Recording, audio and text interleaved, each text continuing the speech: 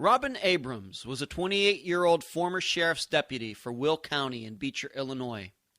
On October 4th, 1990, 18 days before her deposition in a case where she was accusing officers in that department of sexual harassment, among other charges, she drove away from her parents' home. Not far down the road, she waved to her father, who was headed in the opposite direction. Robin was never seen again. I'm Ed Densel, and this is Unfound.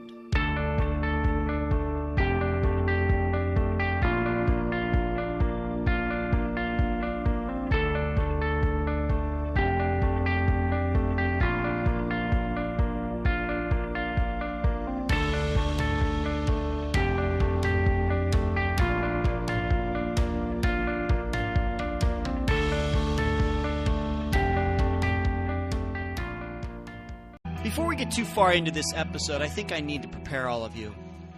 You're going to hear a lot of disgusting information today. I don't know how else to put it. And you know that I don't sensationalize things. I don't exaggerate. By now you know the format of the show. I have a theme at the beginning. I go over the facts. I do an interview with either a family member or a blogger or a writer. And then afterwards, yes, I do a little bit of theorizing and hypothesizing, but mainly this show tries to stick to the facts.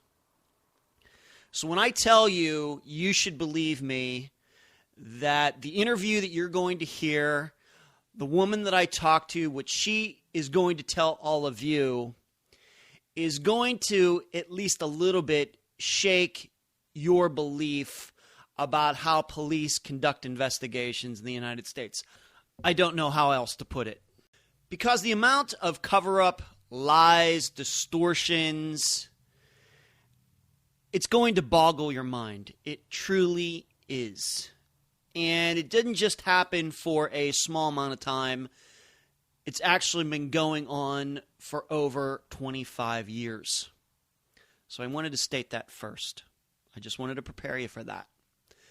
Second, I don't want anybody who is involved in law enforcement, if you're listening to the show because you enjoy it, I don't want you to think that this show is anti-police. It's not. I'm not going to say it's pro-police either. All I do is do the show and present the facts as I understand them. And that's why in all of these shows, I go out to get the person who knows. And I'll be honest, I do my fair share of research as well. It's not like somebody can come on this show and just outright lie to me because I double check everything. It's kind of trust, but verify. Yes, we have talked about the police. It started back when I had Kelly Murphy on the show, talking about how the police don't have enough resources to help the families who have lost loved ones through disappearances. We wonder if they have enough training. Are enough cops on the beat to help these people? Those are always going to be good questions and good topics on this show. But this show goes a little further than that. This is going to be the second show, and I did a show about a month ago where a woman, Kelly Rothwell, who was a police officer here in Pinellas County, disappeared. And why did she disappear? Probably because of another man who was involved in law enforcement. He worked at a prison.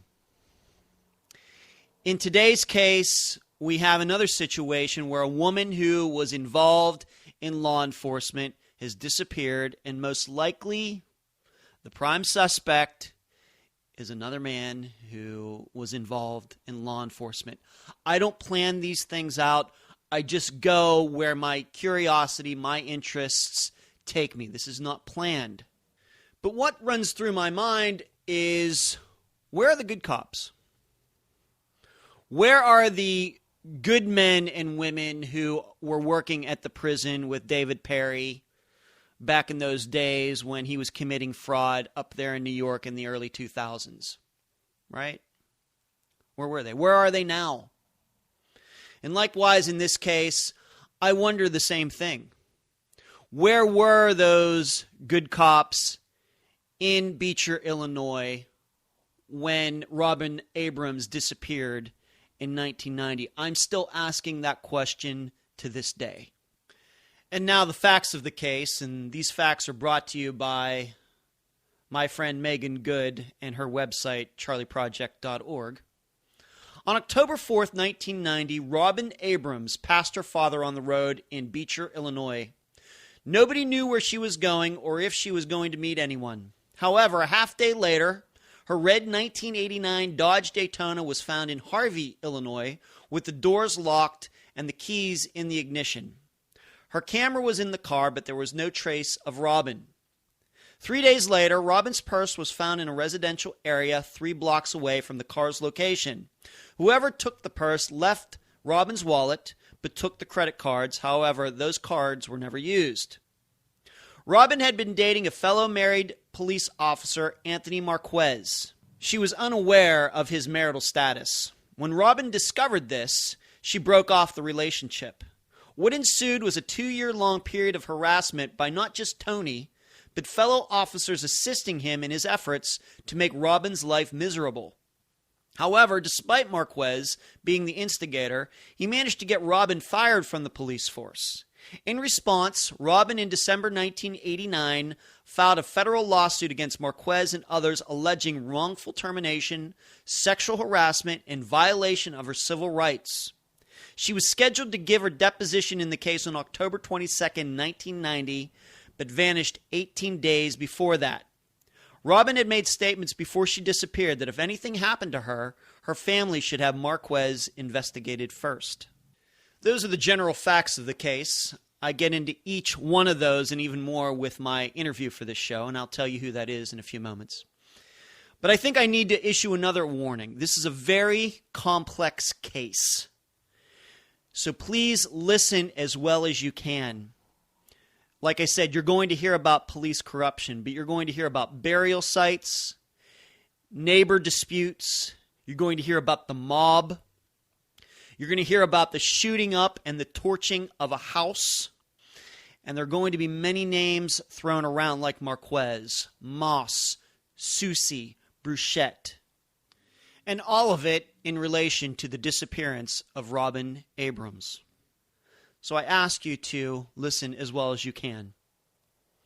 And it doesn't help, and this is the real kicker for this case, is that the family, Robin's family, didn't find out about any of this until over 20 years later. Until that point, they thought that the investigation was all above board, when it really wasn't. The interview I have regarding the disappearance of Robin Abrams is with her sister, Jody Walsh. Jody has spearheaded the effort over the last 25 years to bring those people involved in Robin's disappearance to justice. I've gotten to know Jody very well. We emailed each other back and forth several times. We are now friends on Facebook, and even though I've never met her personally face to face, I can already call her a friend, and you're going to hear a very passionate woman in this interview. A woman, very much like all the other interviews that I've done, this is a person who is not going to stop until her sister's abductors and probable murderers are in jail. I remind you that you can find me on Twitter, Unfound Podcast. You can email me, unfoundpodcast@gmail.com. I'd love for you to join the discussion group on Facebook. It's just called Unfound Podcast. And also the show can be found at Podomatic and iTunes. I'd love for you to subscribe and give the show a decent review. I now give you my interview with Jody Walsh, sister of Robin Abrams. Jody, welcome to the show. Thank you so much, Ed. Tell the listeners a little bit about Robin, who she was, your relationship with her, and then we'll get into some of the details of her disappearance. Okay. We grew up in a house. There was 4 girls. Robin was the baby. She was the youngest. Donna, the oldest, then myself, our sister Karen, and me. our dad was a bricklayer and a part-time policeman for the town we lived in. Mama was a stay-at-home mom. Robin, when she was younger, we had always had a pool, and you could always find us by the pool, in the pool, riding bikes. We liked outside. Robin liked exploring things. She was real, even little girl studious. She liked to read, reading a lot of books. And she loved school, and we loved our baby sister. Mm-hmm. And she grew up, she went to high school, graduated. Did she go to college? Robin was the first one in our family that went to college. Is that right? She went to the community college out here, and then went to Governor State, where she graduated with a bachelor's degree. Mm-hmm. And she was the first one that went to college in our family. We were very proud of her, Mom and Dad, and all of us. Wow. Okay, and you were very close to, were all you four sisters very close? The older two, Donna and I, were close. There's a 4-year gap between Robin and Donna, so we watched out after our little ones, our younger sisters. Mm-hmm. And,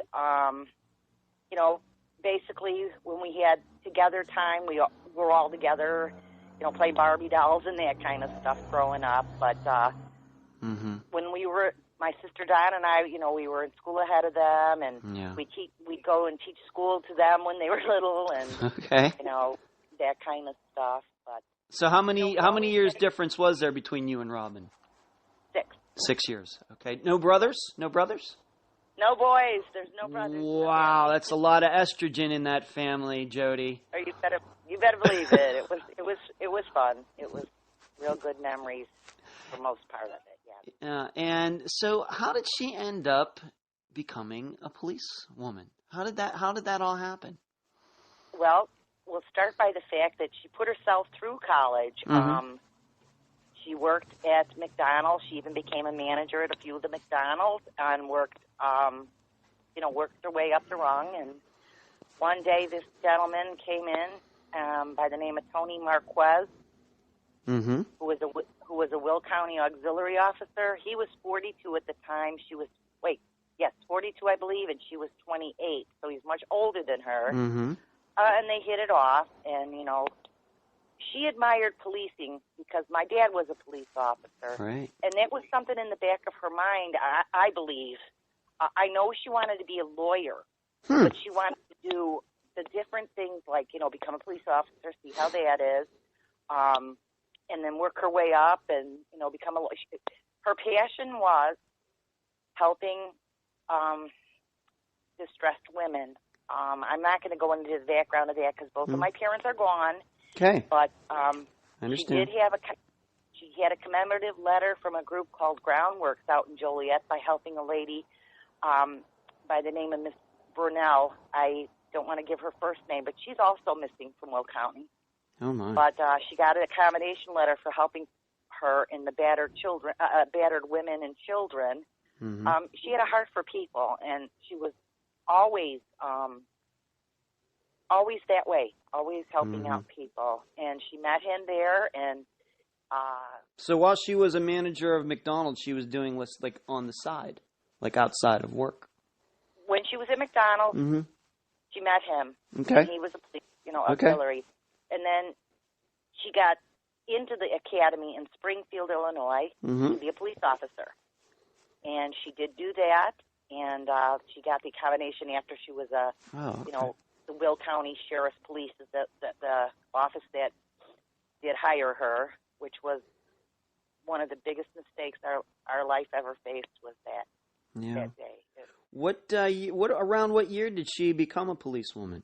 What year? 88, 89, she went into the academy, and in 89, she was Will County police officer. I believe I'm getting these dates right. Okay, that's fine.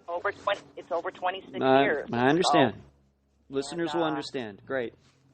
A few months before her actual tender as, an interim policeman, before she became full force, she was fired.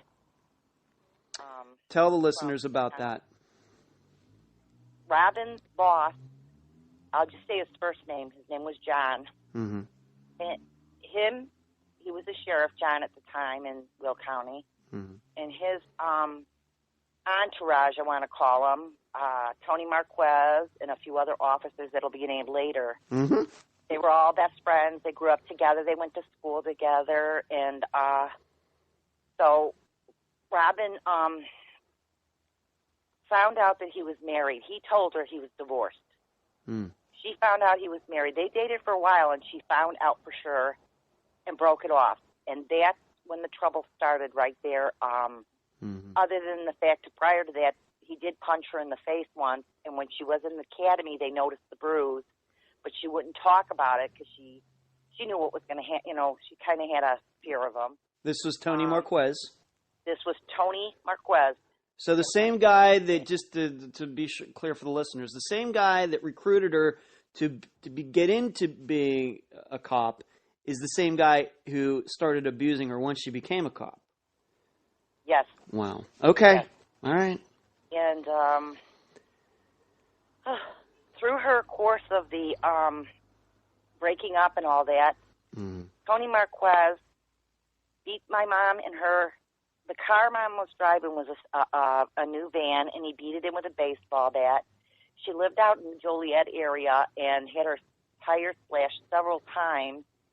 And the baseball incident, Mom and Robin had a court date. And they went to the court date, and they found out that the date was changed conveniently by another judge who happens to be friends of the chain of command, let's just say. And this is documented. We have the proof. I know you. I know you do. The thing dropped. The case was dropped, so they never got anything out of that. So from then until the day she disappeared, October 4th, 1990, this man, Tony Marquez, had over 105 complaints on my sister. From anywhere from reckless driving, stalking, phone, you name it, he had it. And meaning that he didn't have the files charged against him. He had filed them against Robin. Yes, he harassed her in that way, and it ended up going to court.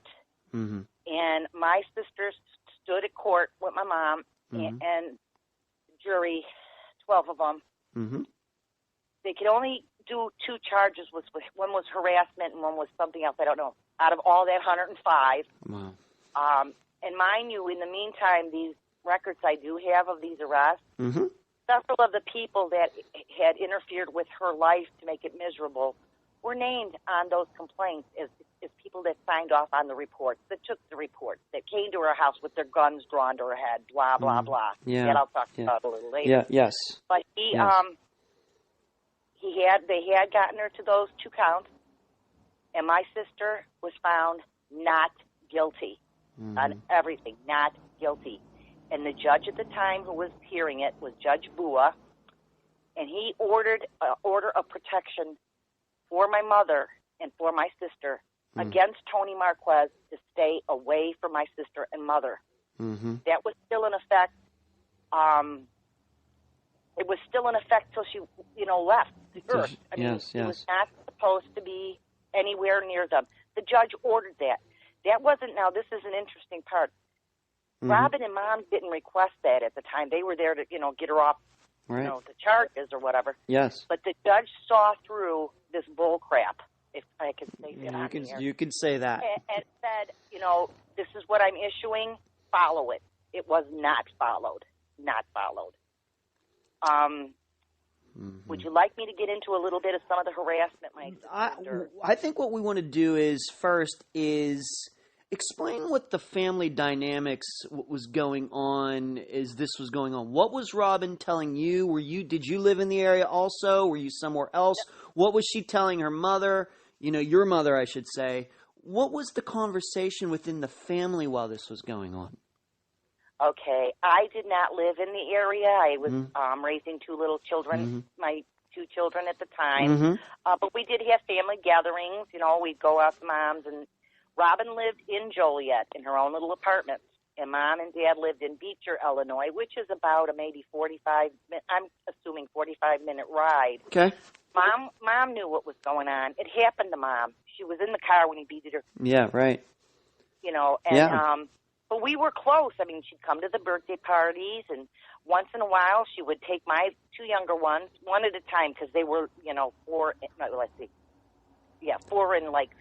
or something. They were like a little that. bit of a handful? A A little bit of a handful? Yeah, yeah. Yeah, okay. You know, she has never had children. She Okay. never had kids, so. And I didn't want to overburden her because Sure. I know how my kids are. You know? Yes. Just go and relax and enjoy your time with your auntie. That's your special time, which they each got to do. Yeah. And took them to the ball games. She was a big Sox fan, Cubs fan, and, you know. So we did have that kind of camaraderie after, because I was married young. Mm-hmm. It'll be 43 years this November, and next week, this week, it's the 24th. Congratulations. Thank you. And were you fearful for Robin's life at this time, Jody? Were you a little worried about her? I'm going to say after the incident where she was stuck in the cell in Joliet at one time with 10 male felons uncharged on it was a Class C violation. And the man that put her in jail, we'll just say Jim, because he was the prison guy there, says, we'll make her the exception to the rule. Stuck her in a cell 10 hours with 8 hours with 10 male felons. And this was because of one of the charges that Tony Marquez had brought against. Trumped up charge. Trumped up charge. It was. Yes. And that's when I had a gut feeling as a sister, something is wrong here. We got to get her out of there. And then my mom started telling us about the time her car was slashed with the tire. You know, her tires were slashed and, you know, running her off the road. And I go, Mom, why didn't – she goes, well, you had your, you had your family, your kids to take care of. I'll take care of Robin. Yeah. That's how Mama was. You know, she didn't want to – and then I have to say this on the air. Please. I have a bad temper. And if I'd have known what this man was doing to my sister, I might not be able to be sitting here talking to you. And I'll let you guys fill in the blanks there, because this would have never happened, ever happened to my sister, what these people did to her. Yeah. I'm not going to stop now either. I'm going to keep going forward to get justice. What was Robin saying at this time? Was she saying, I mean, to your knowledge, was she telling your mother, you know what, I can handle this? Or, no, you know what, I'm going to move. I'm going to, go move to, Indiana or Wisconsin or something? I mean. Well, she did move out of Joliet and moved in with my parents. And my oldest sister, Donna, lived there also.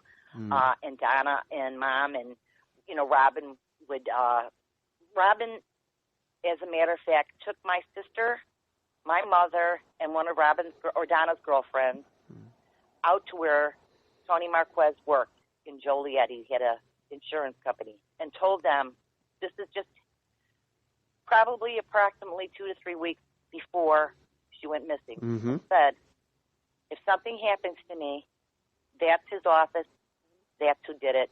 And Mom, they already knew it was Tony Marquez. Mom and Donna, and it was fearful. Whenever she'd go in the car, you never know where he'd show up, or what kind of police would be following her and drawing their guns to her head in her own apartment at one time. And 5 of them came and were telling her neighbors that she was nuts and a lunatic with a gun, and just really bizarre things. And just so we're clear for the listeners, the reason that this all was going on was because Robin found out she was having a relationship with Tony, and then Robin found out that Tony was married, and so Robin didn't want to be with him anymore, and this was all of his retaliation for that. That's your suspicion. Correct. That's your suspicion. Yes, that's our assumption. And along with that, getting kicked off the police force was a very big part. The man by the name of John, who was running again for re-election for sheriff. Okay. Well, they fired my sister, okay? Right. And, not long before her year was up, they fired her. So she filed sexual harassment, wrongful termination against them. Yeah. And 18 days before she was to give her deposition to her lawyer's office, she disappeared.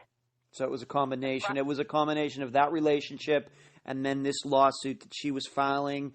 And she was going to, and probably she was, it sounds to me like she was going to win it, and a lot of people were worried about that. So it was a combination of issues. Yes. Okay. As a matter of fact, she had a 6 to 8 hour deposition given on their side for the Illinois state side. Mm-hmm. And they all had they all knew what she was, how firm this case was. And they couldn't have that because he was running for a re-election.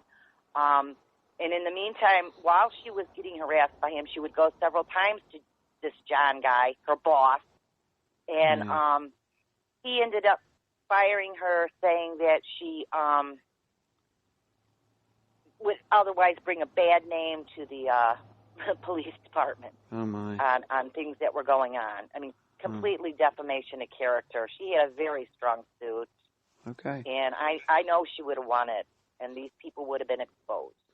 So what happened the day that she disappeared? What do you remember about it? What you remember?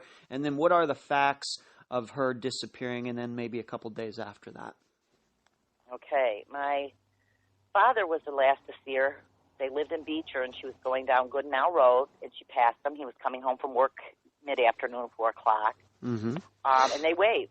So he had never talked to her or anything. Of course, she was 28 at the time, and you know, she doesn't have to tell everybody her whereabouts, goings and comings. Mom and Donna thought that she was just going out on errands. Donna was working at the time, so she didn't get to talk to her, you know, that day leaving. Mm-hmm. And I was just here going about my life, working and watching my children. Yeah. And I got a call. Presumably she was in the car by herself. Your father did not see anybody else in the car with her. She was alone. Just her in a red Dodge Daytona. Okay. Just her in her car, yes. Right. And he did note that she had on her white dress. You could see her dress shirt and her black leather jacket. That's what she, had on. Okay. And where she was going, no one knew. She was spotted at a gas station, and Tony Marquez was also spotted there. Okay. So I get a call at 7 in the morning. And the next day? This would be October 5th, 7 a.m. The next day. 1990. Mm-hmm. My sister Donna called and says, you have to come over here. Robin's missing. And I got in my car and immediately went out there.